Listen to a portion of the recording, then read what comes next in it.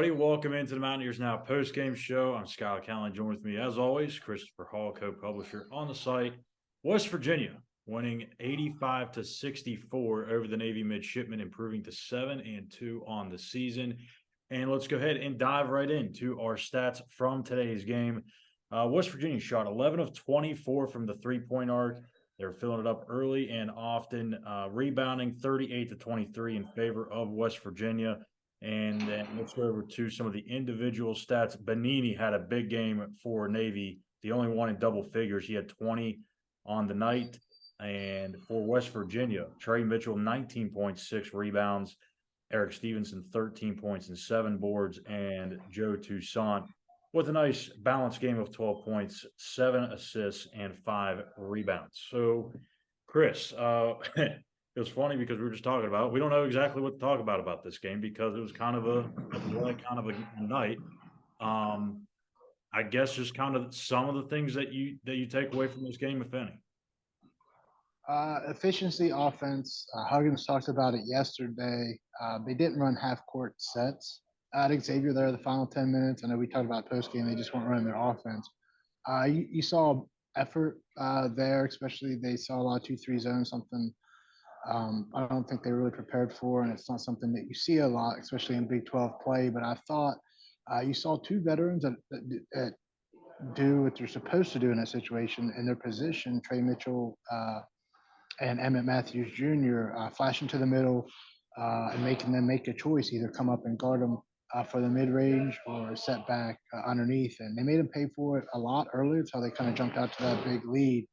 But second half, again, I don't think it was necessarily effort, but you just kind of see that complacency start to set in a little bit, especially on the defensive end.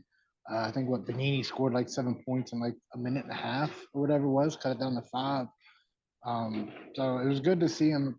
Obviously they don't panic, but you got to cut that down. You can't let one guy give you those 7-point spurts. I mean, probably going to happen in the Big 12, but those guys are probably going to be in the NBA. So they've got to stop those straight line drives. I know Huggins, it's the second day in a row he's kind of complaining about on ball screens because it's a hard thing to officiate, and there's just it's inconsistent because of it. How do you guard it? How do you stop it? It looks like that's going to be a theme all season long where everyone's just playing off that ball screen. What do you think about Jimmy Bell, Mo Waggy? I mean, some of those bigs, it seems like they've had games where they look really good. They look like they could compete in the Big 12. And then you have nights where tonight, where Jimmy Bell is seeming like he was trying to force some things. Mo Waggy was still kind of out of sorts. Waggy was really out of sorts against Xavier. I mean, are those two guys, obviously they're the top two in the front court, but are those two guys, are they far away from where they need to be, or is it something that is there stuff that they can correct before Big 12 play, which is not far away? Bell's just going to have to get, he's going to have to get used to double teams. They threw a lot of double teams at him tonight. That's not something I think that anyone was prepared for after 12 points at Xavier. Like, I don't think he wasn't an offensive guy coming to Morgantown. So that's going to be a new learning curve for him. That people are going to have to start double teaming him. He's so big and strong.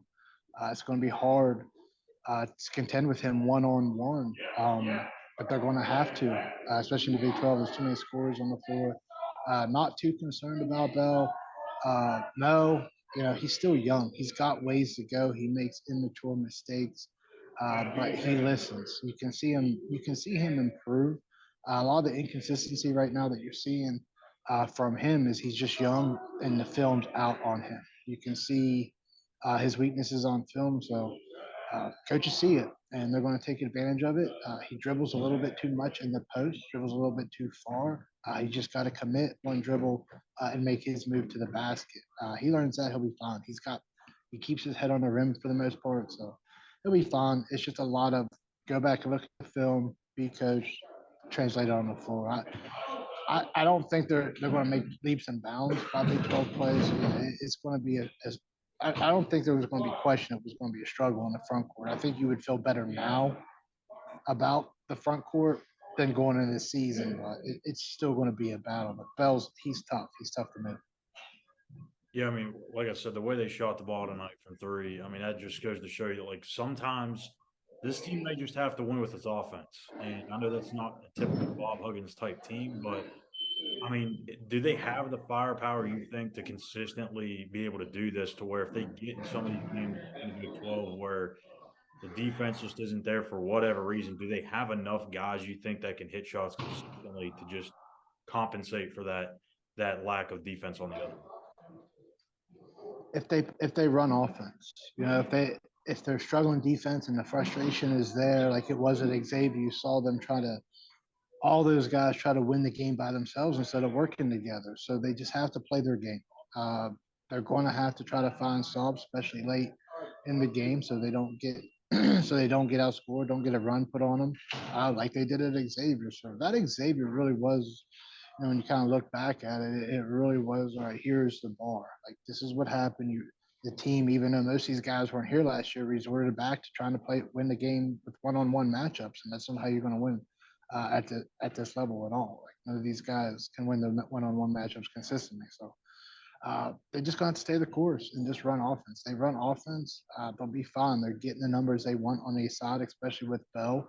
And he's been able to pass post, had some nice passes night out of the post key. He was able to hit a three, got a one. So uh, I'm not saying he's Culver, like you can just throw it down there and he's going to find the open guy. But you're Big dude. starting to see you're starting to see him see the floor. So while the numbers weren't there, they were kind of throwing some double teams, whacking at the ball when he brought it down with those smaller guys. But I don't think you have a real concern with Bell, but I think you do with Mo just because of his youth.